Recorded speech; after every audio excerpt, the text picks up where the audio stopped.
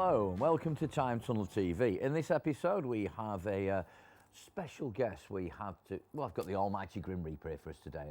But to start off the show, we've got to actually go straight over to Liv Queenie directly behind me. She's just going to do a cover of Katie B's On a Mission. Take it away.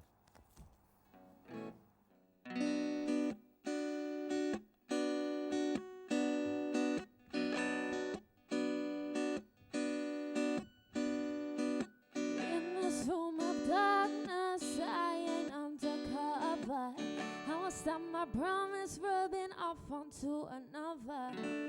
Elevating higher as my body's moving lower. Now I reach my element, you better move over. But it doesn't, he blocks my way. I try to push past, but he wants to play. And so I sip drink as I hold his gaze. When we erupt into the room, I hear the surf go boom. I feel it's easy to resume. This right here, I swear will end too soon. Yes, it will end too soon. Yes, it will end too soon. Yes, it will end too soon. The beat seems to move, but the beat kicks into me, pushing my way past the sound, becomes a part of me, taking me back to the sweet familiarity, making my adrenaline rise. I see your eyes on me, so sip a bottle now, don't be slow, and keep up with me as we lose control. And keep up with me as we lose control.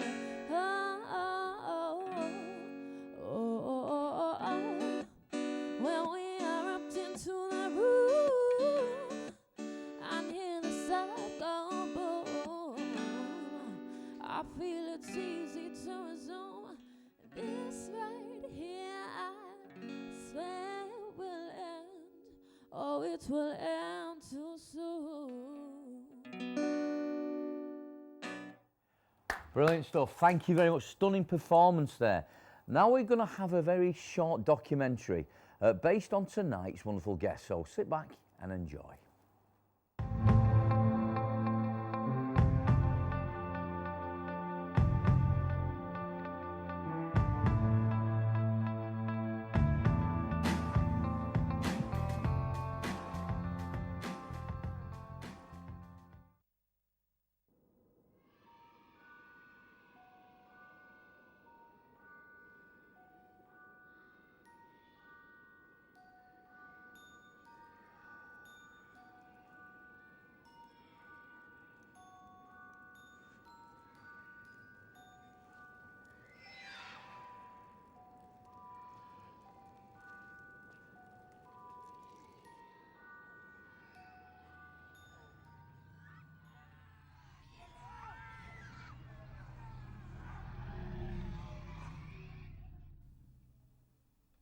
The Grim Reaper, formerly known as Death, is said to be one of the chosen angels to carry out the deeds of the rapture.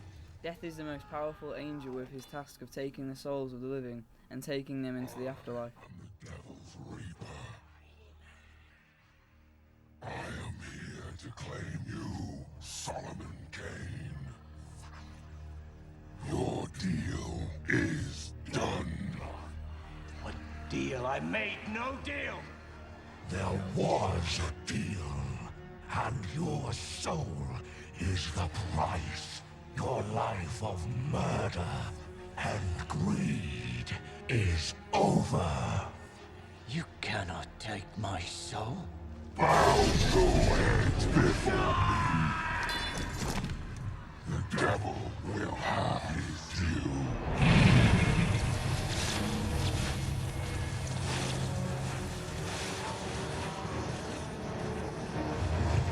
Question that is in the back of your throat, choking the blood to your brain, ringing in your ears over and over as you put it to yourself. question. Yes, Bill.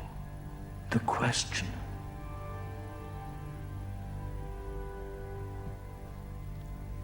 The question.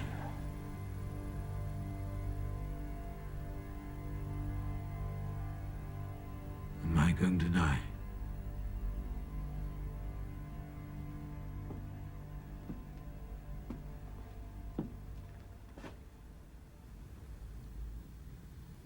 Yes.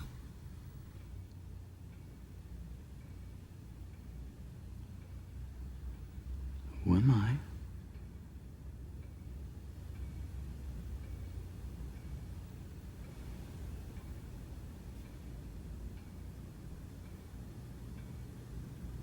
Death.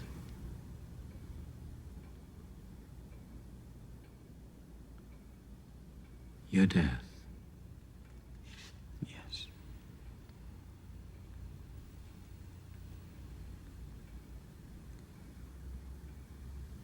Death. That's me. You're not Death, you're just a kid in a suit. The suit came with the body I took. Let me ask your opinion. Do I blend in?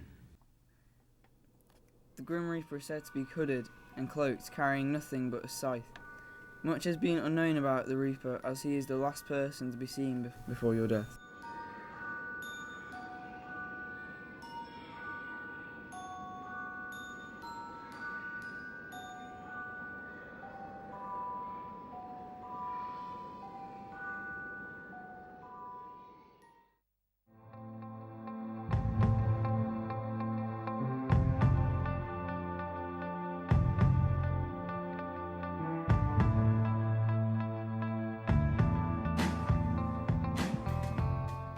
Chilling images indeed, and now here is one of the four horsemen of the apocalypse. It's Death himself. So I'd like you to welcome to the show this afternoon. Here's Death, everybody. Come on, Death, watch yourself on that there.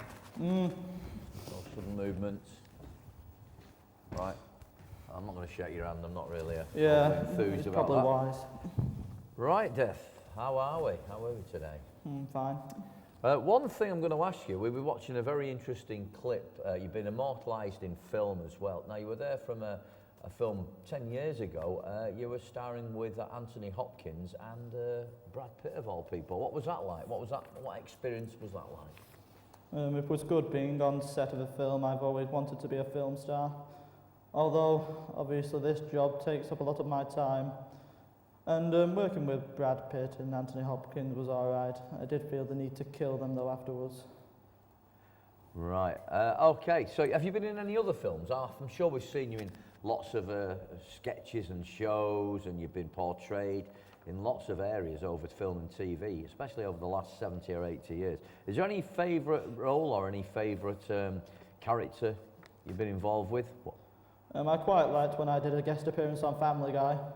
I thought I was very funny, and it's the first time in my life I've ever got to be funny doing this job. It's all death and morbidness, and whilst I do like it, I do like to let my hair down. Figuratively, obviously, I have no hair. Right. Well, you're part of the four men of the apocalypse, aren't you? Death, war, famine, and pestilence. How are the other three guys coming along? How are they doing? Well, Pestilence, we all just bully him. He's the worst one of the bunch. Obviously, famine and war, I work very close with them because when it comes to war, there's a lot of death and it gets me a lot of business, so I like it. Famine, he doesn't really do anything, he's quite lazy. Just hangs about in Africa for a bit. Oh, is that where they are now, is it? That's where famine is. Right. Bit controversial, but never mind. We'll move on with that. Now, you did mention, well, we also saw in the short piece of film there that you're actually the last person that most people see just before they die. Any real famous people that come to mind, the people you've sort of haunted hours before they've died? Who's your favourite person to see go under then? What, my favourite person I want to die now? Because Well, I've got a couple. not this minute. No, who's your favourite so far? Oh. Can you pick out any that really stand out in your mind? I quite liked it when I met Adolf. He was a good chap. Quite misunderstood, I do find. He killed himself. I mean, obviously it's a coward's way out, but he got about 6 million kills. I mean, he kept me in business for a couple of years. He did very well. I feel that comment, it's a coward's way out. Don't you think it's one of the most difficult things for anybody to do? Do you ever talk anybody out of trying to kill themselves, or is that it? It depends on what mood I'm in. If I'm in a bad mood, I let them kill themselves, I don't care. But sometimes I bring them back from the dead when I feel like they can contribute something else to society. Most of them don't. I mean, one of the big questions is, how old are you actually? Have we got a figure we can have a look at? It's all been like one big day because I was reincarnated from Jack the Ripper. I don't even remember my life from then. I remember I used to kill people and get off on it, but that was about it. So you're basically saying from the late 19th century. So obviously death's been around since the beginning of time, centuries and centuries and centuries. So if you've only been portraying death for the past 120, 130 years, who was in the role before you took over? Well, there's about 3 or 4 deaths. One of them deals with plants, one of them deals with animals, and we have just 2 dealing with the people because obviously it's too much for me to handle. We've got the big cheese, we call him that because he stinks. But yeah, it's just me and him working on the people and it's all right. So do you get a lot of job satisfaction then, would you say? Oh yes, I love watching people squirm for their lives. It is amazing, it's a great feeling. I mean, you've seen some horrific deaths probably. I mean, what's your favourite death? Is it an accident or an illness or maybe something where maybe someone's tried to take their own life? Is there any any procedure of death that you like mostly to follow? I quite like dismemberment. When they get limbs chopped off, it's very funny. So like deaths, they're everybody's sort of death. I mean, what about children? I mean, we're a bit controversial here. I mean, there's certain people in this world certainly don't deserve to lose their lives. How do you feel on that sort of thing? Death is just a way of life. It happens to everyone. No one is exempt from it, no matter how talented or how great you think you are. When I come, that's it. So you have no conscience, would you say? You've got no conscience whatsoever? You can't have a conscience on this job. You have to watch people die in front of your very eyes. If you have a conscience, you won't be able to live with yourself. Right, well, we'll just try and sort of take all that and digest that information. We're going to come back to you very shortly. Thanks for joining us. We'll be asking you more wonderful questions.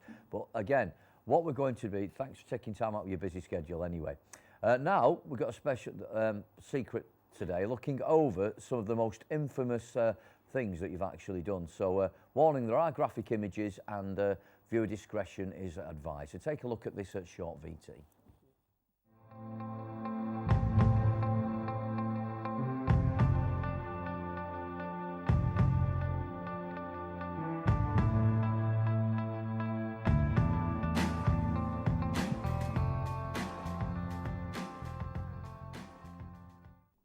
Japan's most powerful earthquake since records began has struck the northeast coast, triggering a massive tsunami. Cars, ships and buildings were swept away by a wall of water after the 8.9 magnitude tremor, which struck about 400 kilometres of the northeast of Tokyo. In our next story, we talk about the Ebola outbreak in Africa. There is still no proven cure for Ebola. Severely ill patients need to be rehydrated quickly using intravenous fluids. They should be isolated from other people and given intensive care by medical experts. Potential vaccines are being tested at the moment. If the trials are successful, they will be used to protect healthcare workers first. For our next story, we visit Nagasaki and the Hiroshima bombings as Remembrance Day has just passed. Together with the United Kingdom and China, the United States called for an unconditional surrender for the Japanese armed forces. The Japanese response to this ultimatum was to ignore it. In July 1945, the Allied Manhattan Project successfully detonated an atomic bomb in New Mexico desert, and by August had produced atomic weapons based on 2 alternate designs. The first one was a uranium gun-type atomic bomb called Little Boy, which they dropped on Hiroshima. American President Harry Truman called for Japan's surrender 16 hours later, warning them to expect a rain of thunder. the like of which has never been seen on this earth before. 3 days later, on August 9, the US dropped a plutonium implosion device called Fat Man, the city of Nagasaki. Within the first 2 to 4 months of the bombings, the acute effects of the atomic bombs killed 90,000 to 146,000 people in Hiroshima alone, and in Nagasaki 39,000 to 80,000. After this, Japan had no other option but to admit to surrender, and the Emperor of Japan sent out a warning to all soldiers to surrender to the Allies about the Holocaust. The most striking thing about the camp at Auschwitz, one, is that it looks so nice. The buildings do not look like a place of torture. They seem to be nice buildings that do not dissimilar to a new building at a local high school. However, at Birkenau, the need for a quick accommodation for the vastly increasing death operation was needed. There were many buildings that were only the size of a small school which housed thousands of Jewish Germans, which then led them to their death. They were meant to fit 56 horses in the stables, but up to 1,000 people were forced to live in them with little or no sanitation. There was a separate barrack. There were an hour set aside for using each morning. We would barely have a minute in there. The total death toll for the Holocaust was around 6.5 million Jewish Germans were killed.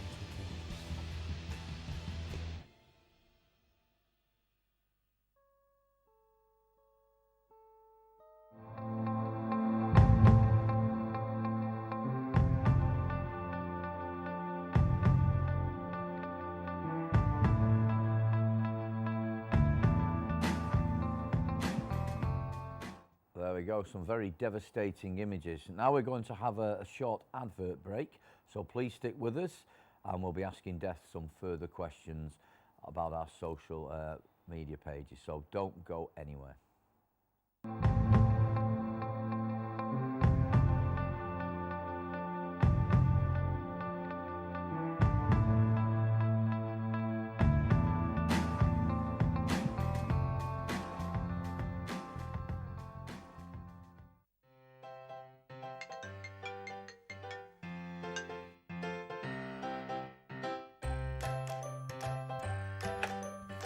Mum, where's my uniform?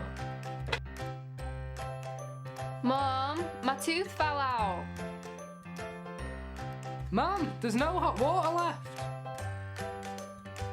Linda, where are my car keys? Ow! Mum, Teddy just hit me.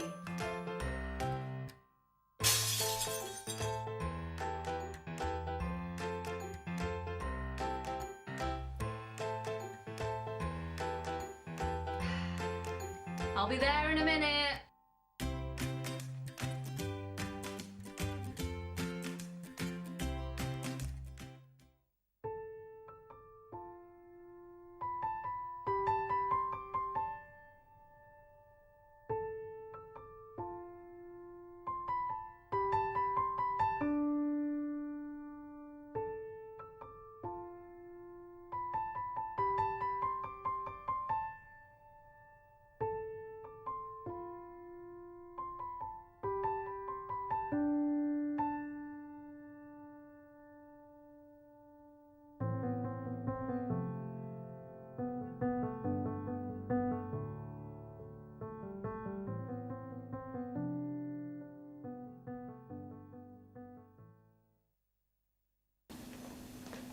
Hello, can I be your friend? No, sorry.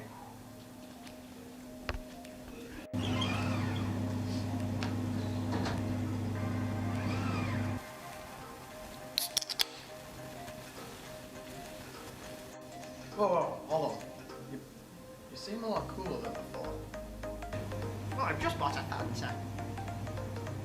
That's fantastic.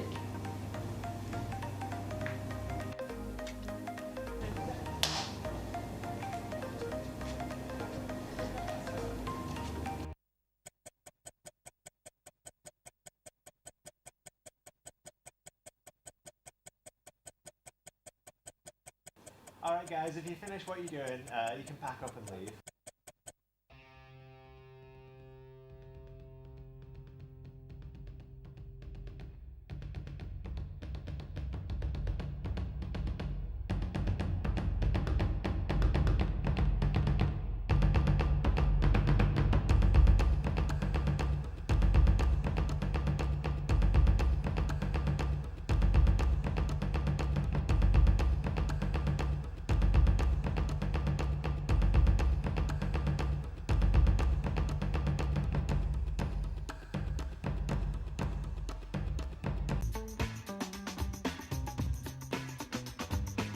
Welcome to Manchester.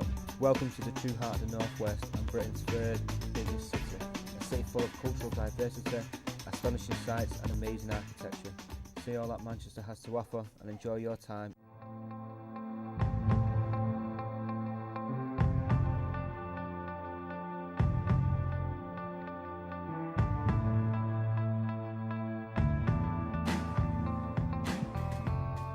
Welcome back, and we'll continue our thrilling interview with the one and only Death. Okay, welcome back, Death.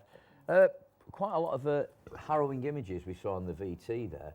I was just going to ask you how you actually go about mass sort of death, as in regards as like Hiroshima and Nagasaki, the outbreak of Ebola in the early 21st century. Do you have help with all these deaths when you talk about 6 million in a very short space of time? Do you obviously get help from the likes of famine and war? Do they give you a lending hand when you come to pay a Well, visit? during things like Hiroshima, war helps because obviously it is also part of his invention. And famine doesn't really do anything. Like I said, he's lazy, but I can pause time, so I can reap many souls in the case of like a few seconds your mortal time. But I do like it when a good explosion or something pops out because it keeps me busy, keeps me on my toes. Right, so are you pretty much linked with the darker side of things, obviously, the devil as such, people like that? Are you generally in contact, or do you look on the softer side of death, if there is such a softer side of death? Well, it is me that delivers them to either heaven or hell, so I have contact with both God and Satan. But on balance, would you say more people go upstairs or downstairs? What's your downstairs. So can you give us sort of a ratio of a sort of a, what is it, 30, 50, 30, 38, 70%, something like that? We actually did the statistics a couple of days ago, and only 28% go up to heaven. You were portrayed in a very weird and wonderful way in the film Ghost, if you recall that, back in 1990, where you came to collect the really bad souls. What do you do with those bad souls when you actually designate them downstairs, shall we say? Well, we keep them in limbo for a bit until the Satan can figure out their worst fears and a way to torture them for the rest of time. So we just keep them in limbo for a bit, and we let Satan do all the work when it comes to the torture. Do you ever see the end of time? Do you ever see the end of the world as we know it, the end of the human race? And if so, where will you go next? I will go wherever I'm needed, and the end of humanity is coming very, very soon. Obviously not in your mortal time, it's probably another couple of 100 years, but it'll be fun when the apocalypse finally does happen, because I get to reap all of your souls. Yeah, so again, you're going to reap everyone's soul in here at some point. Have you noticed any bad eggs in the basket in here? Well, let's just say camera 3, he's going to go first. Oh, camera 3 is? Yeah, yes. I've had me worries about camera 3 for a long time. 17th of December at 9:24 p.m. Oh, what's planned for camera 3 at that time? Well, let's just say he won't be needing his hands anymore. All right. Shall we leave it there? We don't want to give the surprise away too much, do we? Oh, it will be a great surprise when it happens. I've already scoped him out. So when you're not sort of issuing out death warrants, shall we say, to people, how do you like to spend your leisure time? What do you do? Have you got any hobbies, any pastimes, anything you like doing? Well, I can't really do sports due to the fact that I have no muscles. I do like going down the pub with famine and war. Famine always gets far too drunk. Is there any specific pub you go? Because we need to avoid you, obviously, at all costs. Christmas is round. Oh, it's not on your plane of existence. Oh, right. It's not on our existence. No, it's a pub in limbo. Last quick one for you. Gather that it's Christmas. Do you celebrate Christmas, or is that completely alien to you, Christmas? Well, obviously, every day is like Christmas for me because I do enjoy watching people die, and I get to do that every single day. So Christmas. There's a lot of suicides at Christmas, which I quite like. Really? Yeah.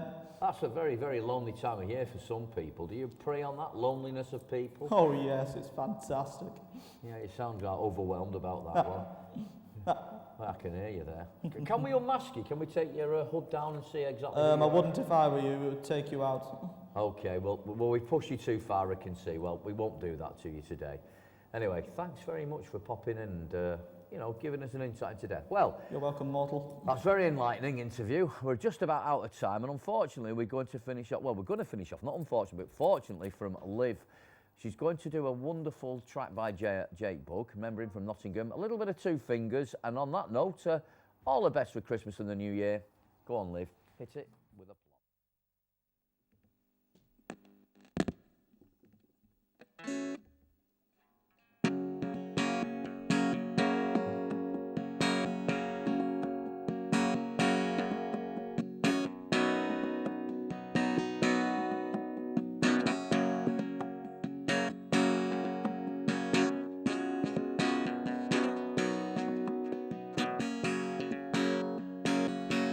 I drink to remember, I smoke to forget. Some things to be proud of, some stuff to regret. Gone down some dark alleys in my own head. Something is changing, oh. And I go back to Clifton to see my old friends, the best people I could ever have met. Skin off the fence, out from the fence. Something is changing, oh. So I kiss goodbye to every little ounce of pain. Light a cigarette and smoke it all away. I got out, I'm alive and I'm here to stay. So I kiss goodbye to every little ounce of pain. Light a cigarette and smoke it all away. I got out, I'm alive and I'm here to stay. I'm sat in the kitchen, drinking white lightning, while he's in my mind. They're yelling and fighting, and it's not the first time. Praying for silence, something is changing, oh. So I kiss goodbye to every little ounce of pain. Light a cigarette and smoke it all away. I got out, I'm alive and I'm here to stay. So I hold 2 fingers up to yesterday. Light a cigarette and smoke it all away. I got out, I'm alive and I'm here to stay.